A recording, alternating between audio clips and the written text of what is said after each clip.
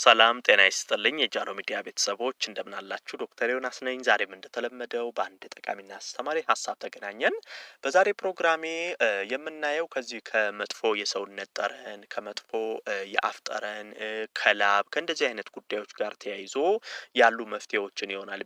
በተለይ ደግሞ ምግቦች እነግራችኋለሁ። እነዚህ ምግቦች ለሰውነታችን መልካም ጠረን የሚሰጡ ይሄ መጥፎ የሰውነት ጠረንን የሚያስወግዱ መጥፎ የአፍ ጠረንን የሚያስወግዱ በላብ አማካኝነት የሚፈጠሩ ኢንፌክሽኖች ባክቴሪያዎች የሚያመጡትን መጥፎ የሰውነት ጠረን እንደዚህ አይነት ነገሮችን የሚያስወግድና በተቃራኒው ለሰውነታችን ለአፋችን መልካም ጠረን የሚሰጡ ምግቦችን እነግራችኋለሁ ማለት ነው። አብራችሁን ቆዩ። ዶክተር ዮናስ ነኝ። ለቻናል አዲስ ከሆናችሁ ሰብስክራይብ በማድረግ የደውል ምልክቷንም በመጫን ቤተሰብ ሁኑ። ይሄን መረጃም ደግሞ ላይክ ሼር እያደረጋችሁ ሌሎችም ጋር እንዲደርስና እንዲማሩበት እንድታደርጉ በክብር እየጠየቅኩ በቀጥታ ወደ ሀሳባችን እንግባ። በመጀመሪያ ለሰውነታችን በጣም መልካም ጠረን የሚሰጠን ለአፋችን መልካም ጠረን የሚሰጠን እንደ ሎሚ፣ ብርቱካን ያሉ በቫይታሚን ሲ የበለጸጉ ምግቦች ናቸው። በነገራችን ላይ በጣም ጤናማ የውሃ ፍሰት ሰውነታችን ላይ እንዲኖር በማድረግ ከሰውነታችን መጥፎ ኬሚካሎች እንዲወገዱ በማድረግ ቆዳ አካባቢ ለሚፈጠሩ ችግሮች እጅግ በጣም ትልቅ መፍትሄ ይሆናሉ። እነዚያውም ብርቱካን፣ ሎሚ አዘውትራችሁ ብትጠቀሙ ሰውነታችሁ ላይ መጥፎ ጠረን እንዲያመጣ የሚያደርጉ ኬሚካሎችን ከሰውነታችሁ እየጠራረጉ ያስወግዳሉ። በተቃራኒው ጤናማ የውሃ ፍሰት ሰውነታችሁ ላይ እንዲኖር ያደርጋሉ። ወዛም ጤናማ ለስላሳ ቆዳ እንዲኖር ያደርጋል። መልካም ጠረን ሰውነታችሁ ላይ እንዲኖር ይረዳል እና ይሄ በቫይታሚን ሲ የበለጸጉ እነ ሎሚ፣ ብርቱካን ያሉ ምግቦችን ብትጠቀሙ አንደኛው መልካም ነገር ነው። ሌላው ከቅጠላ ቅጠሎች በተለይ እንደነ ሜንት ያሉ እንደነ ፐርስሊ ያሉ ቅጠሎች እጅግ በጣም ከሰውነት ጠረን ጋር ተያይዞ ትልቅ ጥቅም አላቸው። ለሰውነታችን መልካም ጠረን ይሰጡናል። ይሄ ጸረ ባክቴሪያ ባህሪ ያላቸው አሁን ሜንት ወይንም የናና ቅጠል የምንለው ፐርስሊ በጣም የጸረ ባክቴሪያ ባህሪ ስላላቸው ከዚህ ከባክቴሪያ ጋር ተያይዞ የሚፈጠሩ መጥፎ የአፍ ጠረን፣ መጥፎ የሰውነት ጠረንን በከፍተኛ ሁኔታ ያስወግዳሉ። እንግዲህ አፋችን ውስጥ በተለይ እነዚህ መጥፎ ባክቴሪያዎች በተለያየ መንገድ በሚራቡበት ጊዜ መጥፎ የአፍ ጠረን እንዲፈጠር ያደርጋል። እነዚህ በአፋችን ውስጥ ያሉ ለመጥፎ ጠረን እንድንጋለጥ የሚያደርጉ ምክንያቶችን የማስወገድ አቅም አላቸው። ከሰውነት ውስጥም በተመሳሳይ ታዲያ እነዚህ የናና ቅጠል ወይንም ሜንትን በሻይ መልክ አዘጋጅታችሁ መውሰድ ትችላላችሁ። ፐርስሊንም ሜንትንም እንደገና በምግብ ውስጥም እያካተታችሁ መጠቀም ትችላላችሁ። እነዚህ የናና ቅጠል፣ ፐርስሊ እንደዚህ አይነት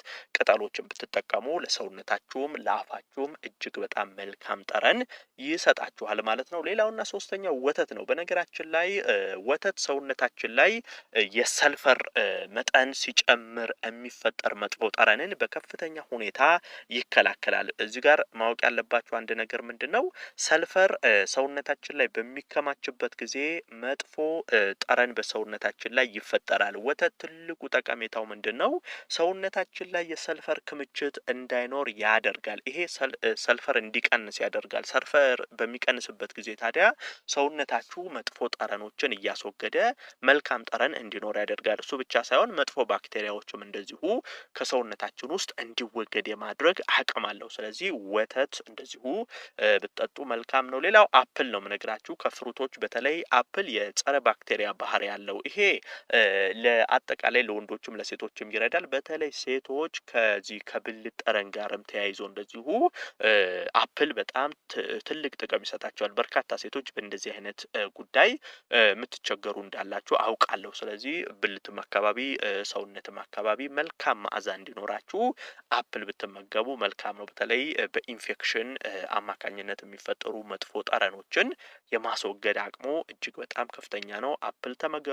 ሌላው ግሪንቲ ወይንም አረንጓዴ ሻይ እንግዲህ ስለ አረንጓዴ ሻይ ከዚህ ቀደም ራሱን ችሎ ሙሉ ቪዲዮ ሰርቼላችሁ ነበረ። አረንጓዴ ሻይ ለሰውነት በጣም በርካታ ጠቀሜታን ይሰጣል። ከዛ ውስጥ አንዱ አሁን የምናወራው ከሰውነት ጠረን ጋር ተያይዞ ያለው ነው። ምክንያቱም ደግሞ በዚህ በአረንጓዴ ሻይ ውስጥ የምናገኘው ፎሪፍነስ የተባለ ንጥረ ነገር አለ። ይሄ ፎሪፍነስ የምንለው በዚህ በአረንጓዴ ሻይ ውስጥ የምናገኘው በዋናነት 3 ጠቀሜታዎች አሉት። አንደኛ መጥፎ ባክቴሪያ እድገቱ እንዲቆም ያደርጋል። አሁን አፋችን ውስጥ መጥፎ ባክቴሪያ ቢኖር ባለበት እንዲቆም ያደርጋል። ይሄ እየተባዛ እንዳይሄድ የመከላከል ስራን ይሰራል። እሱ ብቻ ሳይሆን ከሰውነት ውስጥ ልክ እንደ ወተት ሁሉ ሰልፈር እንዲቀንስ ያደርጋል። ቅድም ነግሬያቸዋለሁ። ወተትን ስናወራ ሰልፈር ክምችት መጥፎ የሰውነት ጠረን እንዲፈጠር ያደርጋል ብያቸዋለሁ። ታዲያ ልክ እንደ ወተት ሁሉ በአረንጓዴ ሻይ ውስጥ ያለው ይሄ ፎሪፍነስ የምንለው ከፍተኛ የዚህ የሰልፈር ክምችትን የመቀነስ አቅም አለው። የአፍ ጠረንም እንደዚሁ ካለ በአፋችን ውስጥ ያሉ ባክቴሪያዎች እንዲወገዱ በማድረግ ለአፋችን መልካም ጠረን ይሰጣል። ስለዚህ አረንጓዴ ሻይ ብትወስዱ ከሰውነት ከአፍ ጠረን ጋር ተያይዞ በጣም ትልቅ ጥቅም ይሰጣችኋል። ሌላው እርጎ ነው። እርጎን የምናነሳው እዚህ ጋር ለምንድን ነው? በተለይ ላብ የሚያስቸግራችሁ ሰዎች ከላብ ጋር ተያይዞ በሚፈጠሩ ባክቴሪያዎች የሰውነት ጠረን ካስቸገራችሁ ላብ እንዲቀንስ እርጎ የማድረግ አቅሙ በጣም ከፍተኛ ነው። አንደኛ ቫይታሚን ዲ በእርጎ ውስጥ እናገኛለን። እንደዚሁም የጸረ ባክቴሪያ ባህሪው እጅግ በጣም ከፍተኛ ነው። ይሄ ላብ አመንጪ እጤዎች እንዲቀንሱ ያደርጋል። በላብ አማካኝነት ባክቴሪያዎች እንዳይፈጠሩ የመከላከል ስራን ይሰራል። ስለዚህ ላብ ቢያልባችሁ ራሱ የሚያልባችሁ ላብ ለሰውነታችሁ መጥፎ ጠረን እንዳይሰጥ የማድረግ አቅም አለውና እርጎ ብትወስዱ መልካም ነው። ሌላው ሮዝመሪ ወይንም የዚህ የጥብስ ቅጠል እያልን የምንጠራው ነው። የጥብስ ቅጠል አንደኛ መጥፎ ባክቴሪያዎችን በከፍተኛ ሁኔታ የመቀነስ አቅም አለው። ለሰውነታችን ደግሞ መልካም መዓዛን የመስጠት ባህሪ ያለው እሱ ብቻ ሳይሆን ልክ እንደ እርጎ ሁሉ ላብ እንዲቀንስ ከሰውነታችን ላይ የማድረግ አቅም አለው። ይሄ ብቻ ሳይሆን እንደዚሁም ሰልፈር እንዲቀንስ ያደርግልናል። ስለዚህ ሮዝመሪን መጠቀም ትችላላችሁ። ሮዝመሪ በሻይ መልክም አፍልታችሁ የሮዝመሪ ሻይ መውሰድ ትችላላችሁ። እንደገና ደግሞ የሮዝመሪ ቅጠልን አድርቃችሁ ፈጭታችሁ በምግቦች ውስጥ ልክ እንደ ቅመም እንደ ማጣፈጫነት እየጨመራችሁ መጠቀም ትችላላችሁ። ትልቅ ጠቀሜታ ታገኙበታላችሁ። በመጨረሻ አንድ መጨምርላችሁ ቲማቲም ነው። በነገራችን ላይ ቲማቲም የጸረ ባክቴሪያ ባህሪው በጣም ከፍተኛ ነው። ላብ የመቀነስ አቅም አለው። በተለይ ቲማቲምን ስትመገቡ ይሄ በባክቴሪያ አማካኝነት የሚፈጠር መጥፎ ጠረንን በከፍተኛ ሁኔታ ይቀንሳል። በላብ አማካኝነት የሚመጣ ጠረንንም እንደዚሁ የመቀነስ አቅሙ ከፍተኛ ነው። እንግዲህ በአጠቃላይ እነዚህ አሁን የነገርኳችሁን 8 ምግቦች ብትመገቡ ከመጥፎ የአፍ ጠረን ከመጥፎ የሰውነት ጠረን ጋር ተያይዞ እጅግ በጣም ትልቅ ለውጥ ታገኙበታላችሁ። ዶክተር ዮናስ ነበርኩ። ይህን ሀሳብ ላይክና ሼር እያደረጋችሁ ለሌሎችም አጋሯቸው። ለቤት አዲስ የሆናችሁም ቻናሌን ሰብስክራይብ እያደረጋችሁ ቤተሰብ ሁኑ። የዛሬን በዚሁ አበቃው። በቀጣይ ቀን ደግሞ እንደዚሁ ሌላ ይጠቅማል ያስተምራል የምለውን ሀሳብ ይዤላችሁ ዳግም የምንገናኝ ይሆናል። እስከዛው በያላችሁበት መልካም ጊዜ